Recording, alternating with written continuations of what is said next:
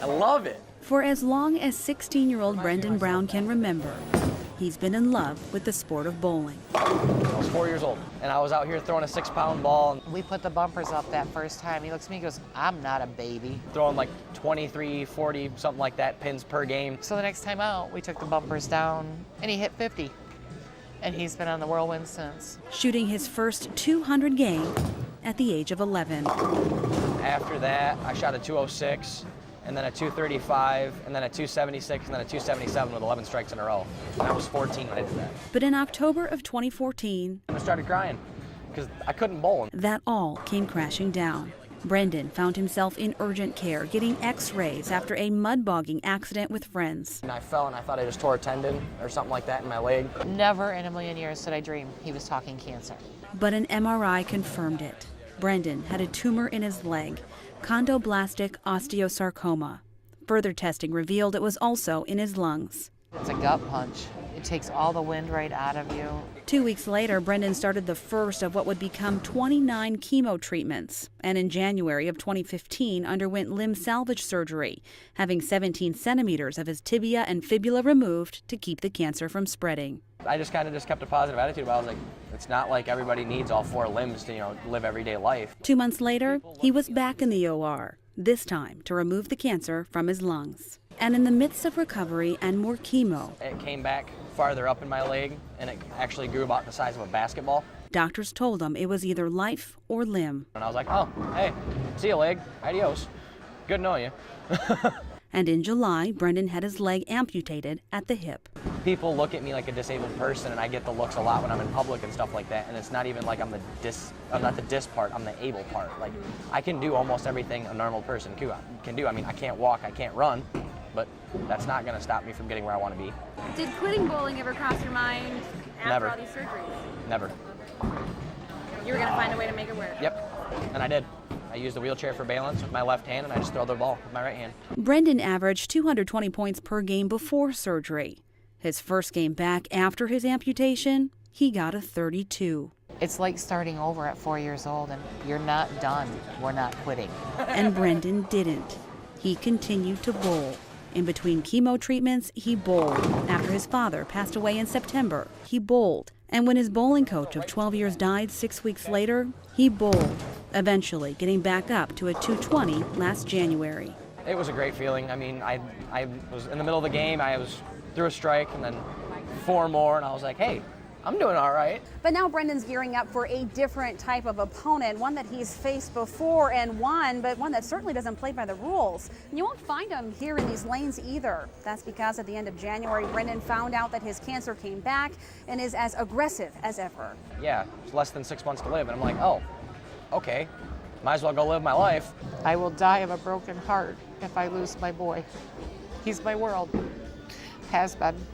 That's all I've ever asked for was him, and I'm not going to give him up without a fight today. Scans showed the cancer came back in Brendan's lungs.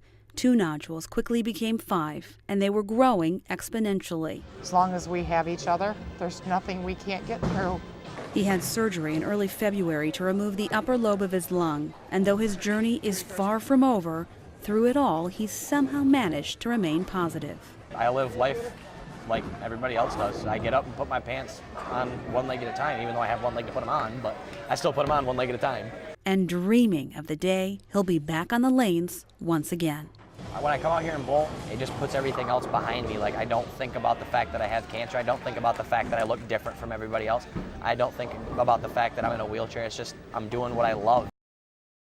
Justin Kane is no stranger to athletic success. And I have a bullish sense of wanting to accomplish anything, no matter how impossible it is. At 32 years old, Justin holds the U.S. Paralympic record in shot put and discus and is ranked first in the nation in both those events, long jump and the 100-meter dash. I knew I could accomplish some great things, but to know I was able to do these things in the first year of ever doing this is something pretty incredible. But Justin wouldn't be where he is today had it not been for an untied shoe back in 1993. I bent down to tie my shoe, and there was this massive pain, like nothing I've ever felt before or since, and it just crushing on my head, and I shot up and I said, "Dad, my head." It was Justin's first day of the 4th grade. He was just 10 years old and having a massive brain hemorrhage, the result of a cancerous tumor on his cerebellum. It was scary, but there wasn't any time to think about it and get worrying about it. It was, okay, now we got to fight back. Justin underwent emergency surgery and given just a 40% chance of survival. He made it, but lost his ability to walk, talk, and swallow in the process. It was like I was trapped in a body that didn't understand what I was trying to do, and I had to reteach it. It took years. It was extremely frustrating. But Justin was eventually able to relearn everything the tumor took away. He went on to graduate high school and college. He started his own company and a family, but couldn't help but feel like something was missing. And that was athletics. So he decided to give track and field a try, learning everything he could by watching YouTube videos. After 6 months of virtual training, he signed up for the 2014 Michigan Victory Games. And I won 11 of my 15 events. And then I went out the next year and I won all 15 of my 15 events. And I thought, you know, maybe it's time to move to the next level. The Paralympics. Justin's eligible because he suffers from ataxia That was a better one. as a result of his brain tumor, which makes him unable to fully control his bodily movements, Thankfully, I got a towel out here. making balance and coordination a challenge. So I tried it out, competed in long jump, shot put, and discus, and I won first in all the events, made nationals in all the events, and I actually set a U.S. record in discus. And he's not stopping there. Justin's hired a coach and a trainer and has his sights set on Rio and the U.S. Paralympic team. He's been just a full steam ahead. I don't see anything getting in his way. All right, push, push, push. Putting in long hours inside of the gym Dig deep, dig deep. and out. Good. Life is not about waiting for the rain to pass. It's about training in the rain. Letting nothing get in the way of him and right. his Olympic dreams. I think the sky's the limit, and I think it's going to be a matter of time before he brings home a gold. I would be over the moon excited. The whole reason I'm doing this is because I'm a childhood cancer survivor. And hopefully soon, a Paralympic gold medalist. It's not exactly the North Pole, but these women are working hard. We've done this for about six or 7 years. Sewing, stuffing, and cutting some very special gifts for area breast cancer patients. We are constructing our comfort pillows. It's a small pillow that's making a big impact here at Sparrow Hospital, providing a world of relief to patients who merely tuck it beneath their arm. We give them out to everybody that gets a biopsy, because that's like these pillows act as a couple of things. First, they're comforting that area that got biopsied. They can put their ice packs in here, they can hold their pillow on it, and they're just so nice. Plus, it kind of gives you something to hold on to. There's a comfort in that. And there's a strap that they can also place over their head if they prefer. And they just have it here so that they're not bumping the site, and it provides comfort while they're sleeping as well. The comfort pillows are one of the annual service projects for District 15 of Zonta International, a worldwide service organization focusing on empowering women through service and advocacy.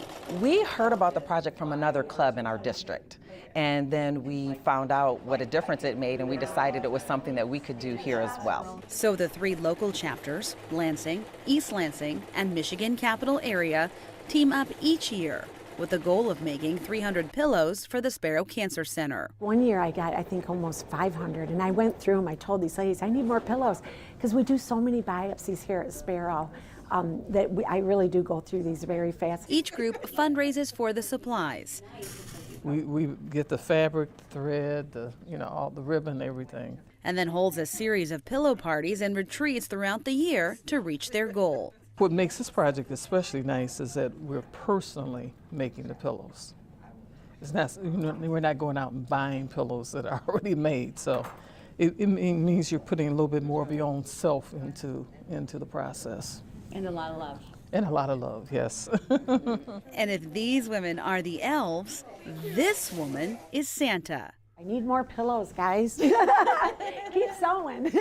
Sharon Cosgrove is the breast nurse navigator at Sparrow Hospital and the one who passes out the pillows to the patients. It's wonderful. I mean, I always tell my ladies that make them, I feel sorry for you because you don't get to give these out, because it means so much to the patient. I just can't believe somebody would do something so nice for them.